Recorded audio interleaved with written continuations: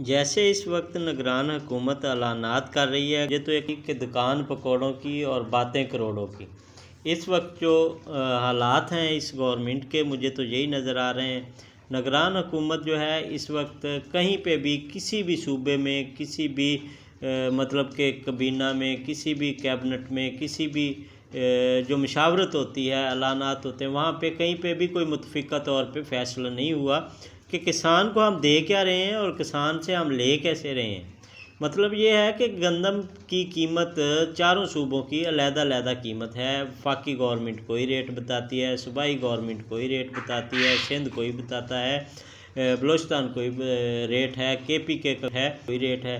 اس وقت 3,900 روپے فی من گندم کی خریداری جو ہے وہ کریں گے۔ دیگر جو صوبائی حکومتیں ہیں انہوں نے 4,000 روپے سے لے کے 4,500 روپے تک دیگر صوبائی حکومتوں نے اعلان کیا کہ ہم یہ گندم پرچیز کریں گے۔ تو کچھ ذرائع سے یہ بھی خبریں موصول ہو رہی ہیں، اگر ہم غیر ملکی گندم درآمد کر رہے ہیں وہاں سے ہمیں 2,200 روپے فی من مل رہی ہے۔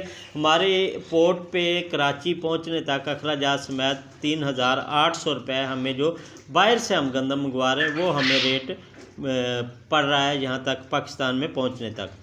تو حکومت کو چاہیے کہ پچھلے سال اگر کھادوں کے ریٹ جو زرعی مداخل ہیں، جن میں کھاد ہے، سپرے ہے، پانی ہے، بیج ہے، بجلی کے بل ہیں، وہ پچھلے سال کی نسبت اس سال 3 گنا ہو چکے ہیں، ڈبل سے بھی بڑھ چکے ہیں۔